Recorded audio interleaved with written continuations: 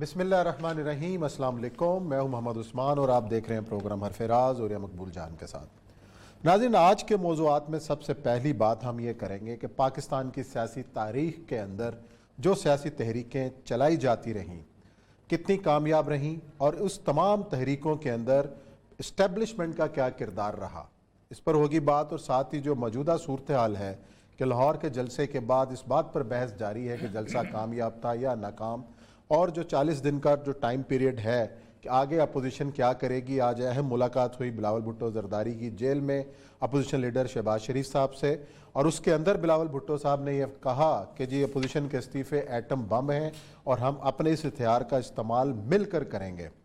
اور ساتھ ہی انہوں نے عمران خان صاحب کو الٹیمیٹم بھی دیا، اور پروگرام کے آخر میں خوشخبری کی بھی بات کریں گے کہ جو انٹرنیشنل ادارے ہیں میڈیا کے، وہ پاکستان کی ٹیکسٹائل کی صنعت کے حوالے سے اچھی خوشخبری دے رہے ہیں، اور یہ بات کہی جا رہی ہے کہ بہت ساری جو بند لومز تھیں وہ چل پڑی ہیں اور پاکستان کی ٹیکسٹائل انڈسٹری جو ہے وہ بنگلہ دیش اور بھارت کو پیچھے چھوڑنے والی ہے۔ اس کا جائزہ لیں گے کہ کیا واقعی ایسی صورتحال ہے۔ بڑھتے ہیں اپنے پہلے موضوع کی جانب۔ اور یہ سب پاکستان کی جو سیاسی تاریخ رہی ہے اس کے اندر جتنی بھی تحریکیں چلیں اور اس کے نتیجے میں حکومتیں گئیں یا نہ گئیں وہ الگ بحث ہے۔ کیا یہ تحریکیں اسٹیبلشمنٹ کی مدد کے بغیر کامیاب ہوئیں یا اس میں کیا کردار تھا اسٹیبلشمنٹ کا؟ مذاکرات کو ارینج کرانے میں اسٹیبلشمنٹ نے کیا کردار ادا کیا، اور آج بھی اگر یہ تحریک آگے جاتی ہے تو اس میں کوئی کردار ہے یا نہیں ہے؟ دیکھیں، دو تین چیزیں بڑی امپورٹنٹ ہیں۔ ایک تو یہ ہے کہ ظاہر بات ہے دنیا سن رہی ہے، اور میں چونکہ 30-32 سال ایک اسٹیبلشمنٹ کے ایک حصے کا کم رکن ضرور رہا ہوں، اور اس کی اوورآل پرفارمنس، اور وہ کبھی کسی زمانے میں سینئر پارٹنر ہوتا تھا۔ بالکل صحیح۔ اور اس کے اندر صرف یہ دیکھنا ہوتا ہے کہ کیا واقعی اسٹیبلشمنٹ جو ہے وہ موومنٹ چلانے کی اہلیت رکھتی ہے کہ نہیں رکھتی ہے، لوگوں کو موبلائز کرنے کی اہلیت رکھتی ہے کہ نہیں رکھتی ہے، یا جب موبلائز لوگ ہو جاتے ہیں تو پھر اس کے بعد اس کو کیش کر لیتی ہے۔ اصل مسئلہ یہ ہے کہ پاکستان کو ہمیں جو پاکستان ورثے میں ملا ہے اس ورثے میں اسٹیبلشمنٹ ملی ہے۔ یہ لوگ ہمارے ہاں اکثر اوقات اچھا، اس ورثے میں بھارت میں اسٹیبلشمنٹ ان کو نہیں ملی؟ ملی ان کو کس قسم کی ملی؟ وہاں بھی ملی ہے، میں بتاتا ہوں، عرض کرتا ہوں۔ مسئلہ یہ تھا کہ وہاں پر سب سے امپورٹنٹ تین چیز یہ ہے کہ انڈیا پورے کے اندر جو پرائمریلی پولیٹیشین تھا اس نے بہت اچھی طرح بہیو کیا۔ نہرو نے سب سے پہلے آ کے یہ کام کیا تھا کہ وہ تمام جتنے بھی جاگیرداری نظام تھا جس سے اسٹیبلشمنٹ شروع ہوتی ہے اس کو اس نے ختم کر دیا تھا۔ پاکستان میں، مشرقی پاکستان میں وہ نظام ختم ہوا تھا، مغربی پاکستان میں رہ گیا تھا، اور اس کو بچانے میں سب سے بڑا کردار جو تھا وہ پاکستان کے سیاستدان مغربی پاکستان کے ادا کیا تھا۔ مغربی پاکستان میں جب لینڈ ریفارمز بالکل شروع میں ہوئی، لیاقت علی خان کے زمانے میں آغاز ہوا بات، تو پاکستان کے لوگوں نے ایک تنظیم بنائی تھی، انجمن حقوق زمینداران تحت الشریعہ۔ اچھا، اور اس کے سربراہ پتہ کون تھے؟ نواب زادہ نصر اللہ خان صاحب۔ ٹھیک، اور اس کے تحت مولانا مودودی ہمیشہ کہتے تھے کہ میں نے اس وقت اس کو، میری کتاب کو فائدہ دیا گیا، مسئلہ ملکیت زمین لکھی تھی، اس میں یہ تصور دیا گیا تھا کہ اسلام میں ملکیت زمین کی کوئی حد نہیں ہے، آپ جتنی چاہے رکھ سکتے ہیں، لیکن ریسٹرکشنز جو تھیں وہ کسی طور پر ڈسکس نہیں ہوئی تھی، کیونکہ ظاہر بات ہے ملکیت کا ایشو تھا تو انہوں نے اس کو ایکسپلائٹ کیا۔ پاکستان میں اس ذمہ داری نظام کو تحفظ ملا۔ پاکستان کی ساری اسٹیبلشمنٹ کی بنیاد وہ ذمہ داری نظام ہے۔ انگریز نے سب سے پہلے چونکہ فوج سے کام شروع کیا تھا، اور جس وقت انہوں نے ڈھاکہ کے اندر لا کے اسٹیبلشمنٹ شروع کی تو فوج ہی یہ کام کرتی تھی، اور فوج ہی سب کچھ، جو ایسٹ انڈیا کمپنی کی جو فوج ہوتی تھی۔ ایک زمانہ ایسا آ گیا کہ وہ اتنے کرپٹ ہو گئے، اتنے بددیانت ہو گئے 1773 کے آس پاس، کہ انگریز نے کہا کہ یہ ایسٹ انڈیا کمپنی کو وائنڈ اپ کرو، ہمیں فائدہ نہیں ہو رہا یہاں سے۔ صحیح، اس لیے فائدہ نہیں ہو رہا کہ ایک جو ایسٹ انڈیا کمپنی کا ملازم تھا، اگر وہ 1 کلو یہاں سے لے کے جاتا تھا گرم مسالے اور یہ چیزیں، تو 2 کلو اپنے بھی بیچ میں رکھ لیتا تھا۔ تو 77 میں لارڈ کارنوالیس کو بھیجا گیا کہ آپ کچھ کام کرو، تو اس نے کہا کہ نہیں، براہ راست جو ہوتا ہے نا فوج کا آدمی، وہ عوام کے ساتھ ڈیل نہیں کرنا چاہیے، ایک سول سروس بنا لینی چاہیے۔ تو 77 میں ایک سول سروس بنائی گئی، اور انہوں نے کہا کہ اس کو کچھ آگے بڑھائیں۔ 1857 کا جو ہے 1857 کی جنگ آزادی، اس جنگ آزادی میں ہوا یہ کہ عام آدمی اور گورے کے درمیان کوئی حد فاصلے نہیں تھی. یعنی جس وقت تو انہوں نے کہا نا افواہ پھیلی کہ یہ سور کی چربی والے کارتوس ہیں، جب یہ گائے کی چربی والے کارتوس ہیں، تو اس وقت سمجھانے والا کوئی نہیں تھا. وہ انگریزی بولتے تھے، یہ پنجابی بولتے تھے، یا تامل بولتے تھے، یا اردو بولتے تھے. صحیح. تو اس وقت پھر پاکستان کی ہمارے ہاں کہ کالا نماز، کالی اندر سے گوری سول سروس وجود میں ہے. انہوں نے ایک اسٹیبلشمنٹ بلڈ کی. انہوں نے کیا یہ کہ فار ایگزامپل ایک علاقہ ہے، فار ایگزامپل سرگودا. انہوں نے دیکھا کہ نون فیملی جو ہے بڑی انفلوئنشل تھوڑی سی ہے، لیکن اس کو اگر ہم سپورٹ کریں، نہری زمینیں ان کو دیں، باقی چیزیں کریں ان کو، تو یہ بڑی پکی طاقتور چیز ہو جائے گی. اس طرح ٹوانا فیملی جو ہے وہ اس کو دیکھ لیا، اس طرح بگٹی کو دیکھ لیا، مینگل کو دیکھ لیا، زرداری کو دیکھ لیا، لغاری کو دیکھ لیا. ان ساروں کو، یہ سارے اپنے طور پہ ٹھیک تھے، ان کے کلین بڑے بڑے تھے، ان کو سرکار کی زمینیں ملی. زمینیں ملنے کے ساتھ 2-3 اور کام ان کو دیے گئے. ایک تو یہ ہے کہ ان کے اندر سے لوگوں کو فوج میں بھرتی کیا گیا. ایک تو عام فوجی ہوتے تھے، ان کا بندہ کیا ہوتا تھا؟ Honorary captain, honorary colonel. پھر ان کے بندوں کو آنرری سول سروس میں رکھا گیا، ریزیڈنٹ مجسٹریٹ، آنرری مجسٹریٹ، فلانا مجسٹریٹ، یہ وہ، تاکہ لوگوں کا اگر چھوٹا سا بھی کام ہو تو ان کے ساتھ پڑے. صحیح. وہ جب لوگوں کو کام پڑنے لگا، کچہریوں کا کام بھی انہیں کے تھرو ہونا تھا، ذیلدار بھی یہی تھے، ٹھیک ہے، اس کے بعد نمبردار بھی یہی تھے، تو لوگوں کے لیے ہم نے یہ مقبول ہوتے گئے. اور پھر اس کے ساتھ ساتھ انہوں نے، یہ تھی اسٹیبلشمنٹ جو 3 حصوں پہ بریڈ. اچھا، جو پہلی سیاسی تحریک چلی ہے پاکستان کے اندر، وہ کامیابی سے کس طرح ہم سب سے کنار پہلی ہوئی؟ تو اور اس کے 1948 کی مجیب الرحمان کی تھی بنگالی موومنٹ والی، آپ کو یاد ہوگا. 48 قائد اعظم کے زمانے میں، جس پہ قائد اعظم پھر وہاں پہنچے تھے اور ان کا کہا national language will be Urdu and Urdu alone. اور وہ پھر دب گئی تھی کیونکہ اوورال وہ ایک کیفیت وہاں پر ایک بالکل زمانے کے اندر ہی ہو گیا ہوا تھا، کیونکہ وہ بنگلہ دیش جو بنگال تھے، بنگال کے اندر وہ تھے، کیونکہ ہم نے بھی نا 60s کے اندر آ کے ان کی لینگویج کو ایکسیپٹ کرنا شروع کیا. پھر دوسری بات یہ تھی کہ بنگالی ہم سے زیادہ ایکٹیو تھے، بنگالیوں نے اپنے ہاں وہ ختم بھی کر لیا ہوا تھا. بنگالی چاہتے تھے کہ ہم اس پورے پاکستان کے اس فریم ورک کے اندر آئیں، لیکن ہم لوگ نہیں چاہتے تھے. نہ ہمارا سول سروس کا بندہ چاہتا تھا اور نہ ہماری فوج چاہتی تھی. بڑی کلیئر کٹ. سول سروس کے میرے جو بزرگ ہیں وہ بتاتے ہیں، اور بتاتے کرتے ہمیں دیکھیں یہاں سے نکلتے تھے، لاہور سے اٹھتے تھے، چٹاگانگ میں جا کے، سلٹ میں جا کے نوکری کر رہے ہیں، فلاں جگہ وہ جہاں آتے تھے لاہور میں کرتے تھے، ٹھیک ہے، فیصل آباد میں کرتے تھے، کراچی میں کرتے تھے، مہذب جگہ میں ہمیں جیل. پھر یہ تھا کہ بنگالی تیز تھے، وہ پاس کرتے تھے. دوسری چیز تھی کہ یہاں کے سول سروس کے لوگوں کو بنگالی میں امتحان پاس کرنا ہوتا تھا، ان کے لوگوں کو اردو میں. اردو تو سب کو آتی ہے، بنگالی پڑھنی پڑتی تھی. یہ عجیب و غریب سے کمپلیکس میں تھے. تو اس میں آپ دیکھیں کہ ان شروع میں اسٹیبلشمنٹ تھی، بیوروکریسی کا نام تھا. چودھری محمد علی بیوروکریسی سے آیا ہے، محمد علی بوگرا بیوروکریسی سے آیا ہے، ملک غلام محمد بیوروکریسی سے آیا ہے، سول سکندر مرزا بیوروکریسی. آپ سارے کے ساتھ آپ دیکھیں لیاقت علی خان جس وقت قائد اعظم نے جب 30 اس کے الیکشن 46 والے الیکشن جب ہوئے ہیں تو وزارتیں لینی تھی، تو انہوں نے کہا ہم مین وزارت نہیں دیں گے. پکا قائد اعظم نے کہا تھا ہمیں دے دو داخلہ یا کچھ اور، انہوں نے کہا نہیں آپ نا وزیر خزانہ بن جائیں. تو ہندو سمجھتا تھا کہ شاید یہ چلا نہیں سکتے. تو لیاقت علی خان کے ساتھ 3 بیسیکلی بیوروکریٹ جو تھے وہ اکٹھے ہو گئے. ایک ملک غلام محمد، دوسرے تھے چودھری محمد علی، اور ایک اور تھے شعیب، کون کا نام تھا. ان تینوں نے کہا ہم بنا کے دے دیتے. انہوں نے ایسا بجٹ بنایا کہ جو کہ غریب آدمی کا بجٹ یہ حاوی ہو گیا. لیکن 7 اکتوبر 1958 کو ایوب خان نے اور انہوں نے مل کے، دونوں بڑے دوست تھے، ڈرنک کرنا، اکٹھے اٹھنا، پھیلنا، سارا کچھ جو گورے کے میس میں ہوتا تھا. تو انہوں نے سکندر مرزا کے ساتھ مل کے کہا کہ دیکھو لمبا چڑا ہو گیا، 56 کا وہ آئین بن گیا، اور آئین میں پیرٹی ڈسکس. سہروردی صاحب کہتے تھے میں نے بڑی مشکلوں سے راضی کیا بنگالیوں کو کہ وہ آپ کا برابر ہو جائے تاکہ 2 ونگز کم تھے. جیسے امریکہ میں انہوں نے برابر کر کے طے کر لیا نا، ساری راستوں کو برابر کر دیا. تو آپ تم نے انہوں نے کہا نہیں یہ چکر. انہوں نے مارشل لا لگا دیا کہ سب کچھ ہو رہا ہے. اور یہ اس دوران اصل میں ہوا تھا کہ اتنی زیادہ جیسے کہتے ہیں نا 6 مہینے بعد وزارتیں. لیکن کہا یہ جاتا ہے کہ 56 کا آئین بڑا کمپلیٹ آئین تھا، اگر وہ اس پر عمل ہو جاتا تو آج آپ اندازہ کریں کہ 56 کے آئین میں ایوب خان صاحب نے جب الٹا تو ایک اور اسٹیبلشمنٹ میں ایک اور چیز آ گئی، اور اس کا نام تھا جسٹس منیر. اچھا، عدلیہ بھی پارٹ آف اسٹیبلشمنٹ اس وقت اگر اب تک رہی ہے، اب بھی ہے. پر اگر آپ یہ کہتے ہیں کہ اسٹیبلشمنٹ میں سے عدلیہ کو نکال دیا جائے تو عدلیہ تو ایک دم اسٹیبلش کو گرا دے 5 منٹ میں گر جاتی ہے. عدلیہ کے بغیر اسٹیبلشمنٹ نہیں چلتی. تو اس نے لکھا 7 کو چلے گئے مولوی تمیز الدین صاحب جب گئے, اس نے لکھا دیکھو بات سنو, طاقتور نے انقلاب لے کے آیا ہے تو جو طاقتور انقلاب لے آئے اس کی اپنی ایک جسٹیفیکیشن ہوتی ہے. ختم. اس نے کہا سکسیسفل ریولوشن از جسٹ. ختم بات. مغل بادشاہ حکومت کرتے تھے نا, کون کہتا ہے وہ غلط حکومت ہے؟ تو اس میں پھر ایوب خان نے رات کو کان سے پکڑا سکندر مرزا کو, کہا نکلو, طاقت تو میرے پاس ہے. تو سول سروس میں بیوروکریسی جو تھی اوپر والی وہ جونیئر بن گئی. لیکن خرابی کیا ہوئی؟ خرابی یہ ہوئی تھی کہ سارے گورے ان کو پتا تھے.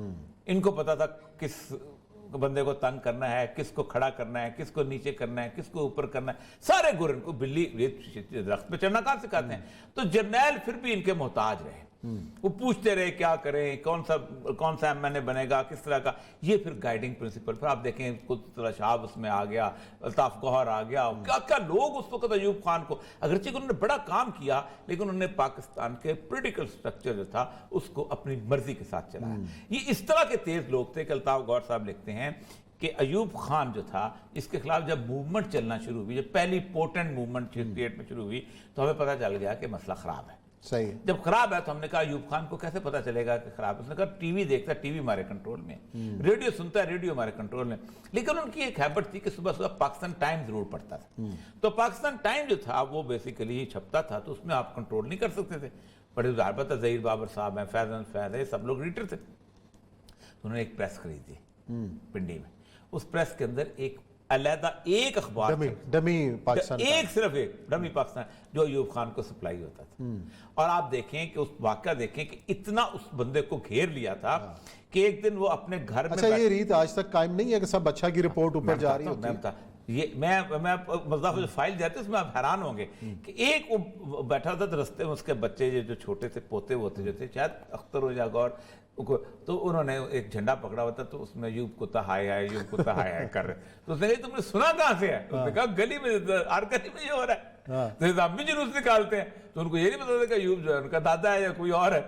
تو اس کے اوپر پھر وہ ساری صورت ہے. لیکن وہاں پر بھی آئین پہ عمل نہیں ہوا. 1962 کے آئین کے تحت اسپیکر فضل القادر چودھری کو اختیار دینا تھا لیکن اس کو نہیں دیا گیا. اور یحییٰ خان نے کہا خبردار. اور جو تاریخ کا حصہ ہے وہ یہ ہے کہ ایوب خان نے تقریر کرنے جانا تھا اور یحییٰ خان نے پستول رکھی ہوئی تھی. اس نے کہا تھا یہ 2 صفحے ہیں, یہ تم تقریر کی جا کے پڑھو, لوگوں کے سامنے ہیرو بننے کی کوشش مت کرو. کیوں؟ اس لیے کہ ایوب خان صاحب نے وردی اتار دی تھی اور فیلڈ مارشل بن گئے تھے اور ایف ایم لکھا کرتے تھے اپنے نام کے ساتھ. ان کو ان دن زیادہ ہوا کہ یہ صورت. اچھا جو اب یہ اس کے بعد تازہ ترین صورت, اس کے بعد نہیں, اس سے پہلے جو تحریک نفاذ جو تھی مصطفیٰ, اب دیکھیں سب سے اہم ترین جو موومنٹ چلی ہے وہ 1977 کی چلی. آج کے لوگ مجھے کہتے ہیں کمپیئر کرو تو میں حیران ہوتا ہوں کہ کوئی کمپیریزن ہی نہیں ہے. آپ اندازہ کریں کہ پورے کے پورے جلسے ہم نے اٹینڈ کیے ہیں, کوئی اپنے لیڈر کا نام نہیں لیتا تھا کہ میرا لیڈر کیا ہے, کون سا ہے. حالانکہ آپ اندازہ کریں ولی خان جیل میں تھا, عطا اللہ مینگل جیل میں تھا, خیر بخش مریض جیل میں تھا, سارے لوگ جیل میں تھے. لیکن وہاں پر ہوتا یہ تھا کہ ہم نے بھٹو کے خلاف قسم کار جمہوریت کی اور پھر اس کے ساتھ نظام مصطفیٰ کی موومنٹ تھے.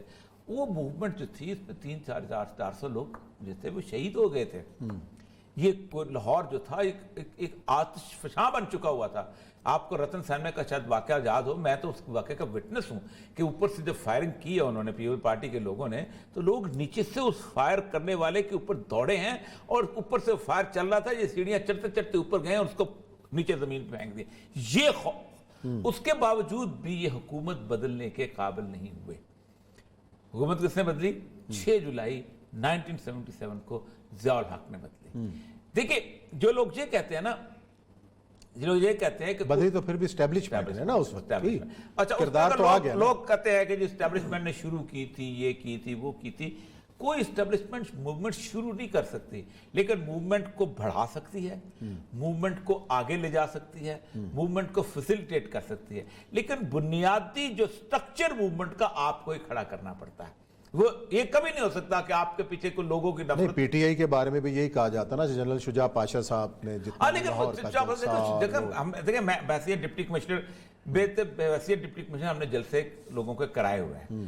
بہت مشکل کام ہے، پٹواریوں کو اکٹھا کرنا، تو اسکول کے ٹیچروں کو نکالنا، تو فلاں سے چھٹی کرنا، بہت مشکل کام ہوتا ہے. اسٹیبلشمنٹ جلسہ بڑا نہیں کروا سکتی. اسٹیبلشمنٹ موومنٹ کے اندر پوٹینشل ہوتا ہے، اس کو اسٹیبلشمنٹ کیش کرتی ہے، اس کو آگے بڑھاتی ہے، اس کو اپنے نام پہ استعمال کرتی ہے. اچھا جی، موجودہ صورتحال کے اندر کیا اسٹیبلشمنٹ کا کردار ہوگا یا پہلی بات تو یہ ہے کہ پہلی دفعہ ایسا ہوا ہے کہ پاکستان میں موجودہ اسٹیبلشمنٹ کے خلاف موومنٹ چلی ہے.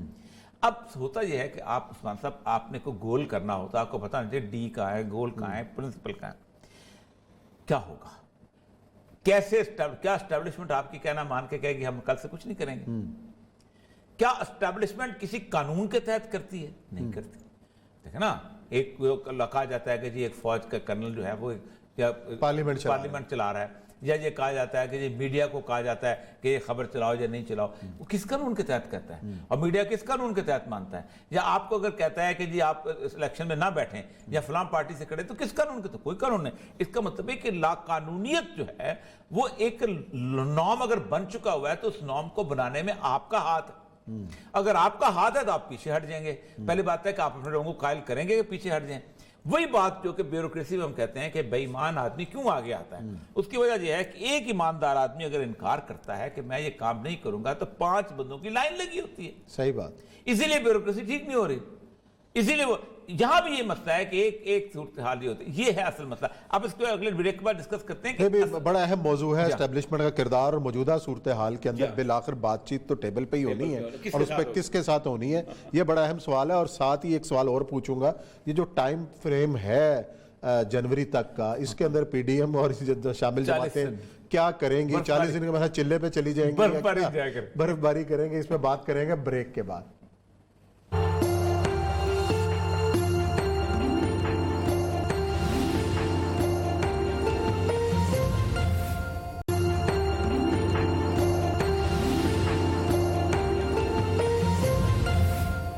جی ناظرین، بریک کے بعد ایک بار پھر خوش آمدید. ہم بات کر رہے ہیں سیاسی تحریکوں کا مستقبل کیا، اور موجودہ پی ڈی ایم کی سیاسی تحریک جو ہے حکومت بدلنے کا انہوں نے ٹھانی ہوئی ہے. کیا یہ اپنے عزائم میں کامیاب ہو جائیں گے، اور جب مذاکرات کی ٹیبل پہ آئیں گے تو ان کے مذاکرات کس سے ہوں گے؟ یہ ہے آج کا سوال.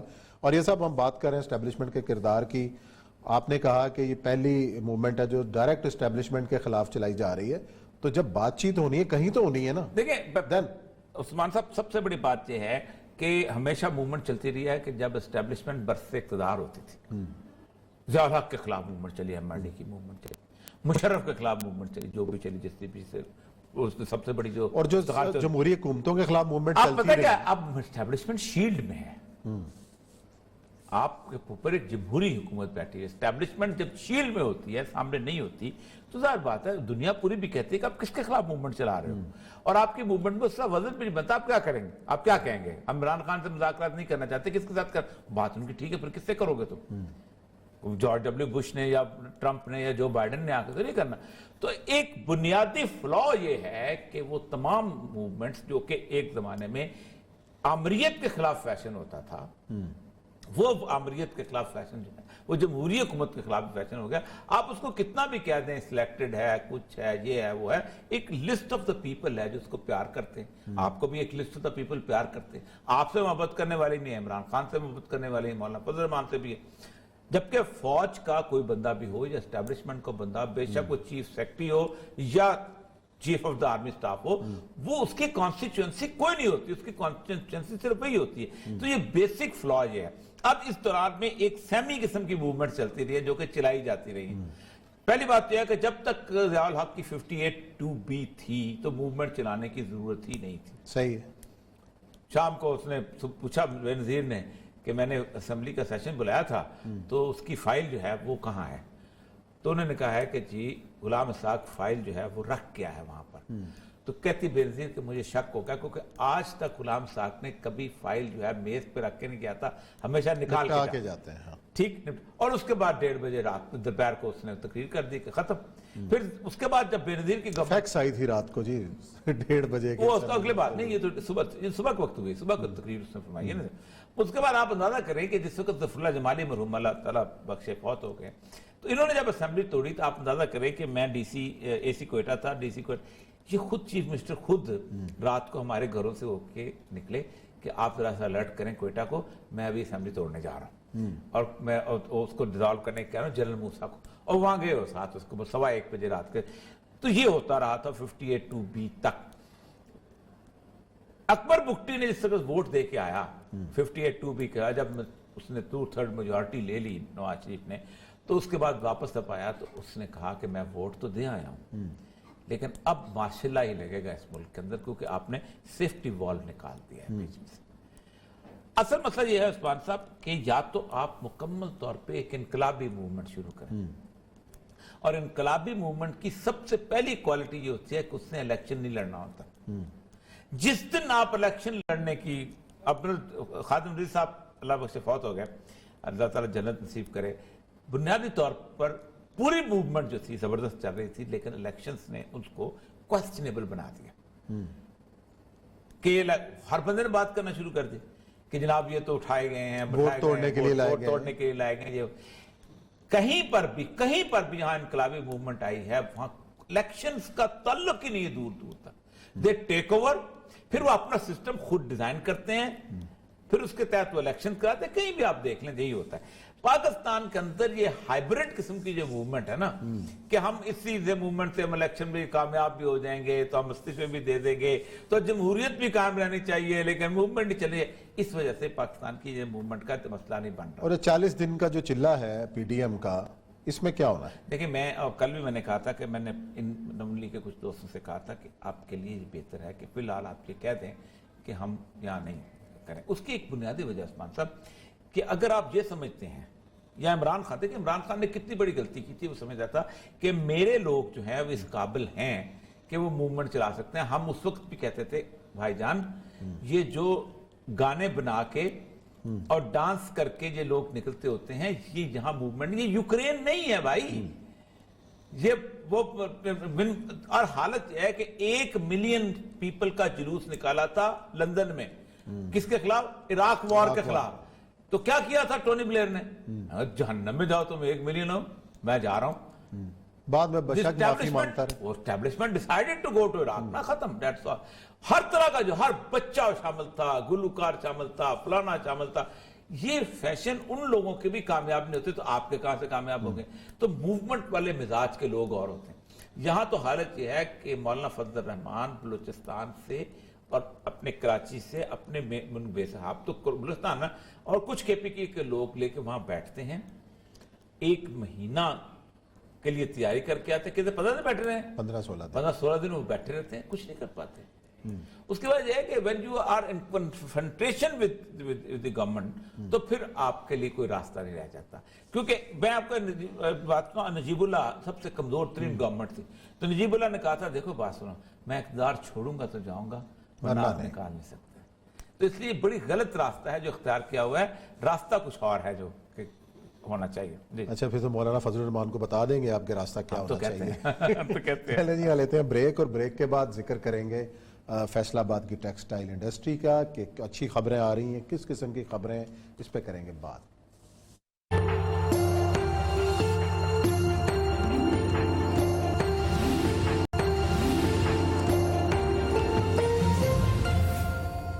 جی ناظرین، بریک کے بعد ایک بار پھر آپ کو خوش آمدید کہتے ہیں۔ ہم بات کر رہے ہیں پاکستان کی ٹیکسٹائل انڈسٹری جو آج کل بوم نظر آ رہا ہے اس کے اندر، اور غیر ملکی نشریاتی ادارے پاکستان کی اس حوالے سے کارکردگی کی تعریف کر رہے ہیں کہ پہلی بار جو ہے فل تھراٹل کے ساتھ پاکستان کی ٹیکسٹائل انڈسٹری جو ہے کام کر رہی ہے۔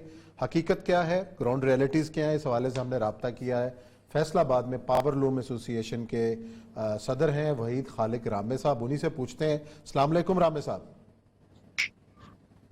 وعلیکم السلام جی۔ اچھا رامے صاحب، پہلے تو یہ بتائیے گا کہ گزشتہ جو دور گزرا 2-3 سال، اس میں ہم نے دیکھا کہ لوگوں نے دھڑا دھڑ اپنی پاور لومز بند کی، اور یہ بھی خبریں آتی رہیں کہ جی کلو کے حساب سے کوڑیوں کے بھاؤ لوگ اسکریپ میں بیچ کے چلے گئے۔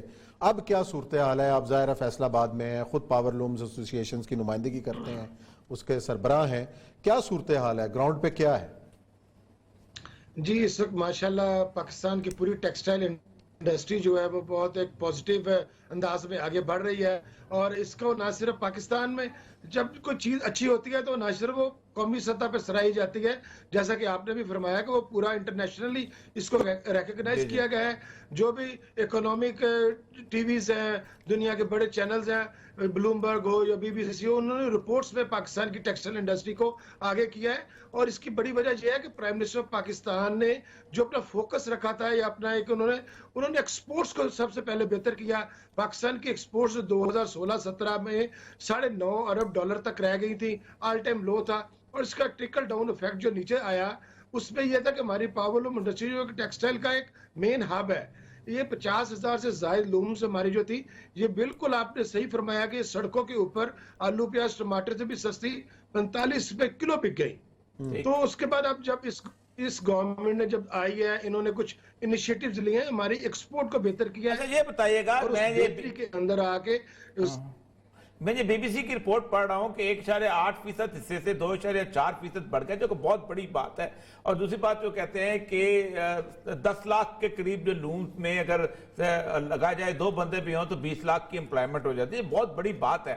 لیکن مسئلہ ذرا یہ ہے کہ وجہ, بنیادی وجہ کیا ہوئی, کون سی ایسی پالیسی تھی کہ جس نے یہ خاص طور پر, اور کراچی کا بھی انہوں نے بتایا. اور دوسرا میں ایڈ کروں, دوسری بات یہ کہی جا رہی ہے کہ دنیا میں جو پاور لومز ہیں, کرونا کی وجہ سے بہت ساری دنیا میں ٹیکسٹائل انڈسٹری بند پڑی ہے, تو آرڈرز پاکستان کی طرف آئے ہیں کیونکہ یہاں انڈسٹری کھلی ہوئی ہے. کیا ایک یہ وجہ یہ بھی ہے؟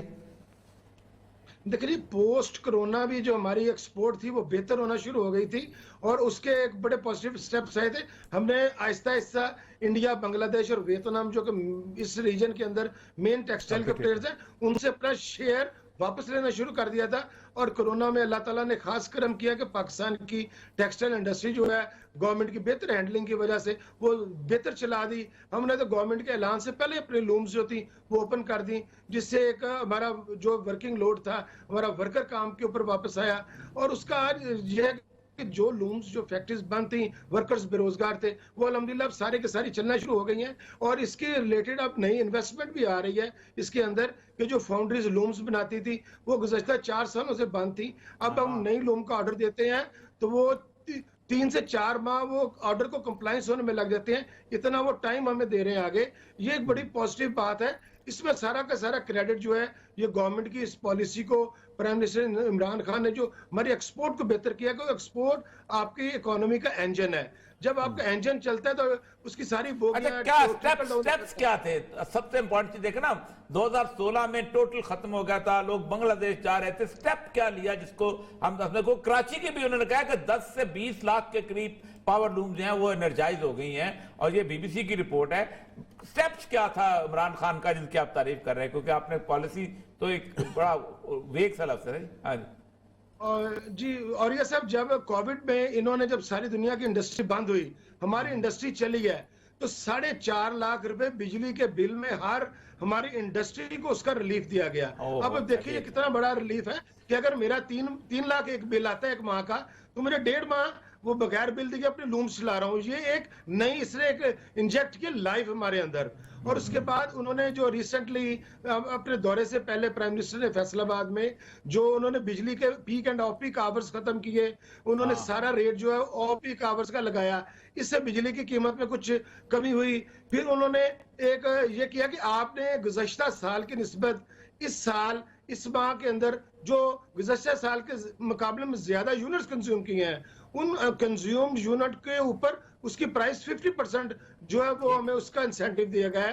یہ ساری جو چیزیں ایک چیز اس کا خطرہ آپ کے لوگوں نے ظاہر کیا ہے کہ اس سال کپاس کی فصل کم ہوئی ہے, تو ہمیں جتنی آپ کی بن گئی ہے تو ہمیں کپاس جو ہے امپورٹ کرنی پڑے گی. اور اس میں لوگوں نے کہا ہے کہ جی جیسے ہم دوائیاں انڈیا سے منگاتے ہیں ویسے انڈیا سے کپاس منگوانے کو, کپاس کی فصل کم ہوئی ہے, اس کے لوگ کی پالیسیز ہماری جو کامیاب نہیں ہو سکی. تو کپاس ہم کہاں سے منگوا سکتے ہیں جو آپ کو چیپ پڑے اور آپ کا مال بھی آگے بکے؟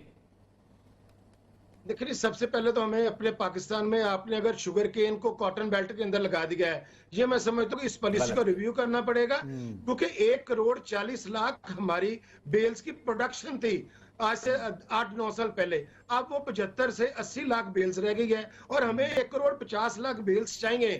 اور وہ ساری کی ساری جو اس کا ڈیفیسٹ ہے, جو ڈیفرنس ہے, وہ ہمیں امپورٹ کرنا پڑے گا.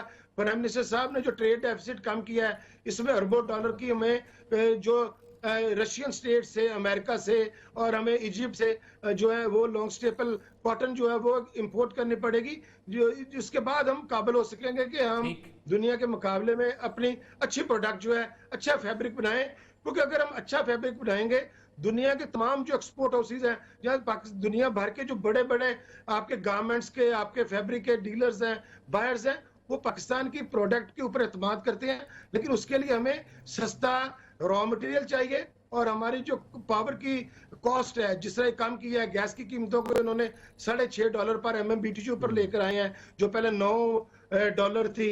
تو میں سمجھتا ہوں کہ اس سے ایک نئی لائف انجیکٹ ہوئی ہے, اور اگر دنیا اس کو سراہ رہی ہے تو یہ کوئی میں سمجھتا ہوں کہ غیر معقول بات نہیں ہے, یہ بالکل حقیقت پر مبنی ہے. اور صاحب جی بہت بہت بہت شکریہ. بہت شکریہ جی, بڑی تفصیل سے آپ نے ڈسکس کیا ساری صورتحال. ہے لیکن دوسری طرف جو کپاس کی فصل جو خراب ہوئی ہے, اور اس میں اندر ہوا یہ ہے کہ وہاں شوگر ملیں لگی ہیں. اب چینی تو کوئی ایسی چیز نہیں ہے کہ جو ہماری کتنی ہم چینی, پروفٹ زیادہ نا, سارے مافیاز بیٹھے اس میں. اصل مسئلہ یہ ہے کہ پاکستان حکومت کا بھی حصہ ہے, اپوزیشن کا بھی حصہ ہے, سب ہر کوئی ایسا پولیٹیکل فیملی نہیں ہے کہ جس کی کوئی شوگر مل نہ ہو اور شوگر کے ساتھ وابستگی نہ ہو. آپ کو پتہ ہے کہ وہاں ہائی کورٹ نے جو نواز شریف وغیرہ نے جب لگائی تھی, حکم دیا تھا کہ واپس کرو یہ کہا. اور جہانگیر ترین صاحب کیونکہ وہاں مناپلائزر ہیں اس علاقے کے اندر, اور واحد, حالانکہ کپاس جو ہے یہ دنیا پوری کے اندر سب سے امپورٹنٹ 3 فصل سمجھی جاتی ہے. اس کی سب سے اہم چیز یہ ہوتی ہے کہ عام لیبر کو بھی اس کو فائدہ پہنچتے, مطلب پلکنگ کرنے والا, اس کو لگانے والا, اس کے وہ بنولے لیدا کرنے والا, کیا کیا کچھ اس کے اندر. اور پھر اس کے ساتھ ساتھ آپ کی جو انڈسٹری. ایک چیز جو کہ فیصل آباد والوں سے بھی مجھے کہنی چاہیے, بس سب کو کہنی چاہیے, کہ صرف امپورٹ ایکسپورٹ بیسز نہیں ہونے چاہیے. آپ میرے لیے کیا کر رہے ہیں؟ دیکھیں نا, آپ نائکی کے لیے یا فلاں کے لیے, ان چیزوں کے لیے آپ تو بنا رہے ہوتے ہیں, لیکن میں جب بازار میں جا کے پیور کاٹن کی جرابیں لینے جاتا تو مجھے نہیں ملتی. وہ یہاں سے بند کی جاتی ہیں مور لگ کے, وجہ واپس امپورٹ کر کے پھر آتی ہے میرے پاس. تو اس کا مطلب ہے کہ پاکستان آپ ایجپشین کاٹن پہن رہے ہیں, اور یہ صاحب مہنگی, جی مہنگی, یہی نا. سوٹ جو ہے وہ 30-30 ہزار روپے کا ایجپشین کاٹن کا سوٹ. آپ دیکھیں نا, آپ جی آپ کا پورا علم روڈ ہے, اس پہ آپ کہیں جا کے تصویر کھنچوائیں اور آپ کہہ دیں کہ میں دبئی میں کھڑا ہوں یا میں کہیں دوسرے کھڑا ہوں, تو ایسے لگے کہ آپ وہیں واقعی کھڑے ہیں, کیونکہ یہاں پر آپ کو ایک بھی اردو کا بورڈ صحیح طرح کا نظر نہیں آئے گا. سارے وہ نیشنل برانڈیڈ وغیرہ, یہ چیزیں ختم کرنی چاہیے. آپ کو پتہ ہے جب پہلے دن تقریر ہوئی تھی اس کی, تو ہم نے یہ بات کی تھی, مجھے یاد ہے میں پروگرام کیا تھا, اور اس کے بعد شیریں مزاری صاحبہ نے کہا تھا کہ نہیں ایسا غلط نہیں, ہم پیسے زیادہ دے دیں گے. ایسا نہیں ہوتا. ملک کا ایک ڈالر امپورٹنٹ ہوتا ہے. ضروری نہیں ہوتا کہ شیریں مزاری یا کسی اور کے اس کے لیے میک اپس کے لیے آپ چیزیں باہر سے امپورٹ کریں. یہ امپورٹڈ چیزیں بند ہوں گی تو اکانومی آگے بڑھے گی, اور یہ بہت بڑا سٹیپ لینا پڑے گا آپ کو. چلے جی, اسی نوٹ کے ساتھ پروگرام ختم کرتے ہیں. بڑا آج زبردست اور خوشخبری پہ ہی پروگرام ختم کر رہے ہیں. اللہ کرے کہ یہ جو معاملات ہیں اسی طرح اکانومی کے آگے بڑھتے چلے جائیں. اسی نوٹ کے ساتھ پروگرام ختم کرتے ہیں. کل انشاءاللہ نئے موضوعات کے ساتھ آپ کی خدمت میں حاضر ہوں گے. اپنا خیال رکھیے گا. اللہ حافظ.